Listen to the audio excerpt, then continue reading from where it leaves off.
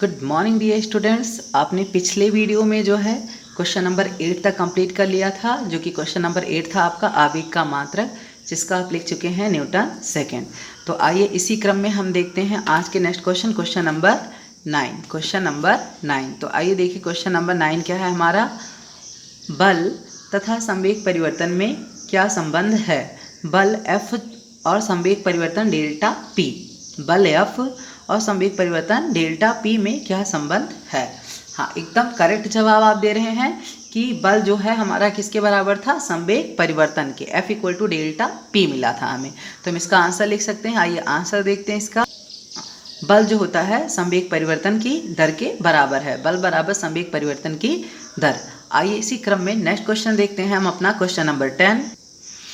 बल एवं त्वरण में संबंध बताइए। बल और त्वरण में संबंध दर्शाइए। बल और त्वरण में क्या संबंध होता है। ऐसा फार्मूला जिसमें बल भी हो और त्वरण भी हो, इसके अलावा भी उसमें कुछ यूज हो तो कोई बात नहीं, लेकिन बल और त्वरण का होना कंपलसरी है।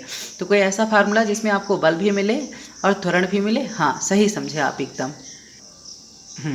F equal to m a से हम F प्रपोर्शनल A दिखा सकते हैं। वहाँ पे आपको डेरिवेशन में बताया गया था F equal to m a के कि F M के भी प्रपोर्शनल होता है और F A के भी प्रपोर्शनल होता है। तो बल और त्वरण में संबंध दर्शाना था, तो यहाँ बल क्या होता है, त्वरण के अनुक्रमानुपाती होता है। बल क्या होता है, त्वरण के अनुक्रमानुपाती होता है। अनुक्रमानुपाती का मतलब अगर हम A का मान बढ़ाएंगे, साथ साथ बढ़ना और साथ साथ घटना।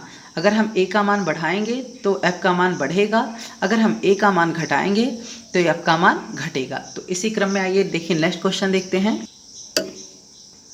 बल के आवेग तथा संवेग परिवर्तन में क्या संबंध है। बल के आवेग तथा संवेग परिवर्तन में क्या संबंध है। बल के आवेग I और संवेग परिवर्तन डेल्टा P में क्या संबंध है। तो आइए देखते हैं। आप ये रिलेशन भी निकाल चुके थे कि बल का आवेग बराबर संवेग परिवर्तन। बल का आवेग बराबर संवेग परिवर्तन I equal to delta P। ये रिलेशन भी आपको निकाल के दिखाया गया था। तो आइए इसी क्रम में नेक्स्ट क्वेश्चन देखते हैं। Question number 12। क्वेश्चन नंबर 12, संवेग परिवर्तन की दर किस राशि के बराबर होती है। संवेग परिवर्तन की दर किस राशि के बराबर होती है। संवेग परिवर्तन की दर, संवेग परिवर्तन मीन्स डेल्टा P। दर मतलब संवेग परिवर्तन delta P upon delta T। Delta P upon delta T किसके बराबर था। हाँ, एकदम सही समझे आप, F के।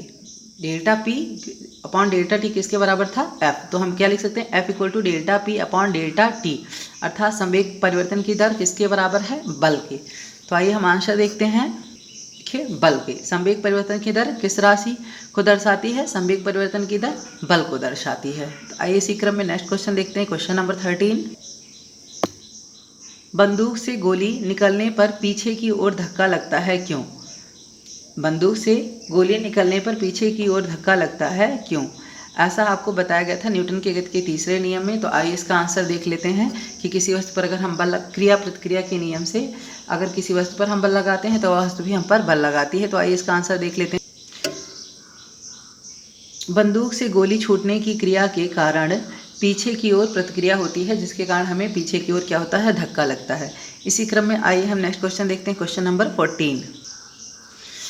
रॉकेट की गति का सिद्धांत न्यूटन की गति के किस नियम पर आधारित है। ये भी आपको न्यूटन के थर्ड लॉ में एक्सप्लेन किया गया था। तो आइए इसका भी आंसर देख लेते हैं।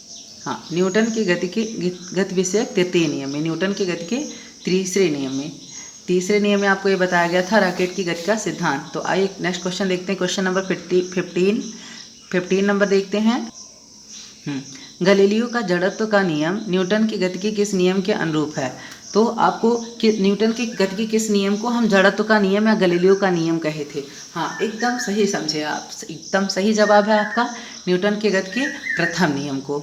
न्यूटन के गति विषयक प्रथम नियम को या न्यूटन गति के पहले नियम को हम गैलीलियो का नियम या जड़त्व का नियम कहते हैं। तो आज हमारा अति लघुत्तरीय प्रश्नोत्तर समाप्त हुआ। नेक्स्ट डे एक नई टॉपिक के साथ आपसे मिलेंगे। धन्यवाद।